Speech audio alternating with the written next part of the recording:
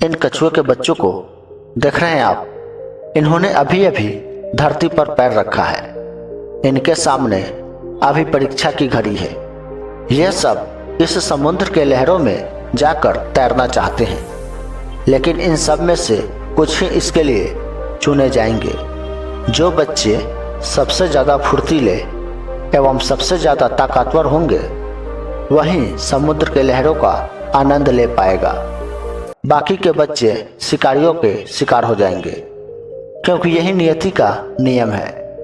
ताकतवर को ही नियति के यहाँ जगह मिलती है, कमजोर के लिए यहाँ कोई जगह नहीं होती। इस बात में कोई शक नहीं है कि पुराने जमाने के लोग बहुत ही ज़्यादा ताकतवर हुआ करते थे, और ये बात भी सत्य है कि वे लोग जिंदा रहने के लिए खाना खाते थे, और हम लोग सिर्फ अपने जीभ के स्वाद के लिए खाना खाते हैं। चाणक्य अपने एक प्रसिद्ध श्लोक में कहते हैं कि रोटी से 10 गुना ज़्यादा ऊर्जा आटे में होती है, आटे से 10 गुना ज़्यादा ऊर्जा दूध में होती है, और दूध से 8 गुना ज़्यादा ऊर्जा मांस में होती है, और मांस से 10 गुना ज़्यादा ऊर्जा घी में होती है। आज की तारीख में अगर किसी मांसाहारी इंसान को या किसी भी इंसान को घी खाने के लिए दिया जाए तो वो 1 चम्मच या 2 चम्मच खा पाएगा, उससे ज़्यादा उससे नहीं खाया जाएगा। लेकिन अगर पुराने ज़माने में देखा जाए तो उन लोगों का सबसे पसंदीदा खाना घी ही हुआ करता था। आप लोग महाराणा प्रताप जी के बारे में तो सुना ही होगा। वो जितना वजन लेकर रणभूमि में लड़ते थे, उतना वजन आज के युग में 4 आदमी एक साथ भी मिलकर उठाए तो नहीं उठा पाएंगे। वे लोग इस दुनिया में सच में जिंदा थे, और हम लोग शायद जबरदस्ती जिंदा होने की एक्टिंग कर रहे हैं। आज मैं आप लोगों को एक ऐसी बहुत कहानी सुनाने जा रहा हूँ। इसकी बातों को आप लोग अपने जीवन में उतारना, तभी इस कहानी को सुनाने का मकसद मेरा पूरा हो पाएगा। इस कहानी में हम कुछ ऐसी बातें, कुछ ऐसे रहस्य जानेंगे जो आपको हमेशा स्वस्थ बनाए रखेंगे, क्योंकि पहला सुख निरोगी काया। दोस्तों, सबसे बड़ा धन हमारा स्वास्थ्य ही है। तो चलिए शुरू करते हैं। पुराने समय की बात है। एक राजा बहुत ही पराक्रमी था। वह इतना ताकतवर था कि उसके आसपास के 50 से भी ज़्यादा राज्य उस पर आक्रमण करने से पहले 100 बार सोचता था, क्योंकि उन्हें पता था कि वह राजा तथा उसके सैनिक काफ़ी ताकतवर है। वह राजा हमेशा अपने प्रजा के लिए काम करता था।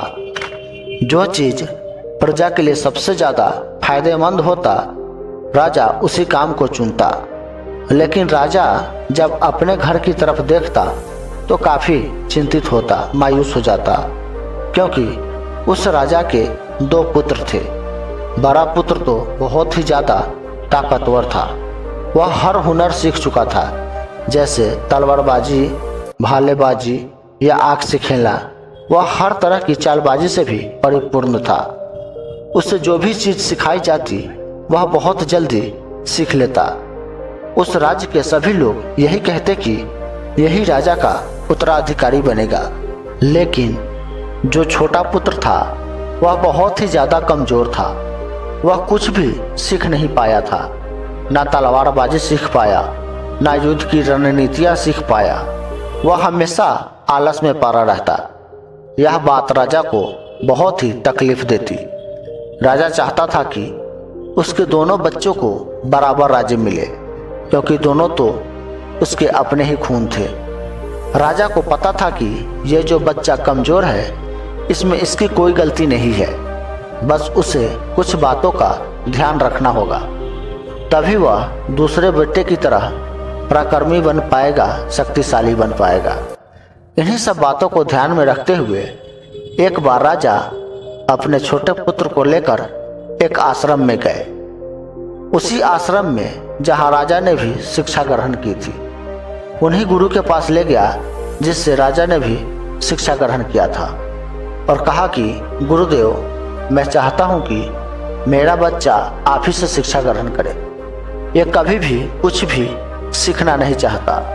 मेरा जो दूसरा पुत्र है वह बहुत ही बड़ा पराक्रमी है।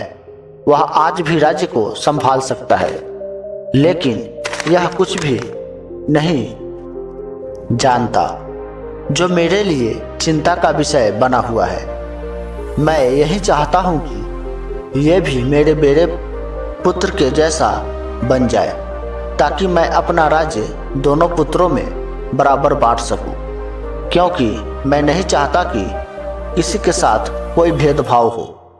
तब गुरुदेव कहते हैं कि मैं जानता हूं राजन, इस बच्चे को क्या तकलीफ है। तुम कुछ दिनों के लिए इसे इस आश्रम में छोड़ दो। मैं तुम्हें आश्वासन देता हूं कि जब तुम वापस इसे लेने आओगे तो तुम्हें ये नहीं दिखाई देगा। इसके जगह तुम्हें कोई और दिखाई देगा, जिस पर शायद ही तुम विश्वास कर पाओगे, क्योंकि गुरु बहुत बड़े आत्मज्ञानी थे। वे उस लड़के को देखकर समझ गए कि इस बच्चे को क्या तकलीफ है और इसे कैसे पराक्रमी बनाया जा सकता है, क्योंकि वह एक राजा का खून था। बस बात इतनी थी कि उसे यह एहसास करवाना था। राजा वहां पर अपने बच्चों को छोड़कर चले जाते हैं। उसके बाद वह लड़का उसी आश्रम में रहने लगा। बहुत दिन बीत गए, लेकिन गुरु सही समय का इंतजार कर रहे थे। एक बार गुरु उस शिष्य को कहते हैं कि चलो आज मैं तुम्हें कुछ दिखाता हूँ। उसके बाद उस बच्चे का हाथ पकड़ते हैं और उस पहाड़ी पर ले जाते हैं। पहाड़ी पर ले जाने के बाद गुरुदेव कहते हैं कि आज मैं तुम्हें जो सिखाने वाला हूँ उसे ध्यान से सीखना। अगर इसे आज नहीं सीख पाए तो जिंदगी में तुम कुछ भी नहीं कर पाओगे, क्योंकि अब तुम्हें घर जाने का वक्त आ चुका है और मैं तुम्हें एहसास करवाना चाहता हूँ कि तुम इस धरती पर क्यों आए। उसके बाद गुरुदेव कहते हैं कि जरा ऊपर की ओर ध्यान करो। ऊपर जो चील दिखाई दे रही है उसके पंजे में अपना बच्चा पकड़ा हुआ था। वह आकाश में जाती है, इतनी ऊपर जाती है वह बादलों को चीरते हुए और भी ज़्यादा ऊपर चली जाती है और वहाँ पर वह अपने बच्चों को नीचे की ओर छोड़ देती है। गुरु और शिष्य उस चील को बहुत ही ध्यान से देख रहे थे। वह चील अपने बच्चों को ऊपर से छोड़ देती है। उसका बच्चा पत्थर के भांति नीचे जमीन पर आने लगता है और वह जब जमीन पर गिरने ही वाला होता है कि अचानक से वह अपने पंख फड़फड़ाने का चाहता है, लेकिन उसके पंख नहीं खुलते हैं। वह एक गोल पत्थर की भांति नीचे गिरने लगा, लेकिन जब वह नीचे गिरने वाला ही होता है कि अचानक एक पंजा ऊपर से आता है और उसे पकड़ लेता है और वो पंजा उसकी माँ का होता है। उसके बाद उसकी माँ फिर उसे ऊपर ले जाती है और ऊंचा आकाश में जाकर उसे फिर नीचे की ओर छोड़ देती है। चील ऐसा बार बार कर रही थी। तभी गुरुदेव उस शिष्य को एक पेड़ के पास ले जाते हैं जहां पर उस चील का घोंसला था। उस घोंसले को उस शिष्य को दिखाते हैं और कहते हैं कि इस घोंसले को ध्यान से देखो। इसी घोंसले में उस चील का बच्चा रहता है और इस पेड़ को भी ध्यान से देखो। इस पेड़ पर कितने सारे फूल हैं, फिर भी इस घोंसले में एक भी फूल नजर नहीं आ रहा है। वह अपने कोमल बच्चे को इस फूल में भी रख सकती है, लेकिन वह जानती है कि यह फूलों में रहेगा तो सिर्फ एक पक्षी बनेगा, लेकिन कांटों में रहेगा तो चील बनेगा, जो आकाश का राजा होता है। तुम भी एक राजा के बेटे हो और एक राजा को फूलों में नहीं रखा जा सकता। तुम्हें भी कांटों में रहकर अपने आप को मजबूत बनाना होगा और वो चील भी आज यही कर रही है। वो चील अपने बच्चों को उड़ना सिखा रही है। वो बार बार अपने बच्चों को हवा से जमीन पर छोड़ रही है ताकि वह उड़ना सीख सके। वह जिस चीज़ के लिए पैदा हुई है, वह जहाँ पैदा हुई है और उसका मतलब क्या है, वह माँ अपने बच्चों को ये सब एहसास करवाना चाहती है। लेकिन अगर वह बच्चा किसी दूसरी पक्षी में जन्म लिया होता तो उसे यह सब नहीं करना पड़ता। वह फूलों में पैदा होता और फूलों में ही खत्म हो जाता। लेकिन चील में एक नियम होता है कि नियतें उसे तभी जिंदा रखेगी जब उसमें यह सब हुनर होगा। और तुम भी एक राजा के बेटे हो, और जब तक तुम अपने आप को पहचान कर एक बलशाली नहीं बनोगे तो तुम एक दिन मारे जाओगे। तब शिष्य को बहुत कुछ सीखने को मिला। उसने कहा, गुरुदेव, मुझे बहुत कुछ अब एहसास हो रहा है और मैं एक राजा का बेटा हूँ और मैं इस तरीके से जिंदा नहीं रह सकता। उसके बाद गुरु और शिष्य आश्रम में लौट जाते हैं और गुरु कहते हैं कि आज मैं तुम्हें कुछ ऐसी बातें सिखाने जा रहा हूँ जिसे तुम अपने पूरे जीवन भर याद रखना। तभी तुम एक पराक्रमी राजा बन पाओगे। और पराक्रमी बनने के लिए तुम्हें स्वस्थ रहना अति आवश्यक है। इसलिए इन सब बातों को अपने जीवन में उतारना सीखो। पहली बात, तुम्हें हमेशा सुबह जल्दी उठना होगा। तुम एक इंसान हो, इसलिए तुम्हारे लिए 6 से 8 घंटे की नींद काफ़ी है। इससे ज़्यादा कभी मत सोना। सुबह जल्दी उठकर जो तुम्हारा हुनर है उसका अभ्यास करते रहना। और तुम सुबह सुबह योगा, प्राणायाम जैसे अभ्यास भी करना होगा, जिससे तुम बाहर से तो मजबूत होंगे ही, साथ में तुम अंदर से भी काफ़ी मजबूत हो जाओगे।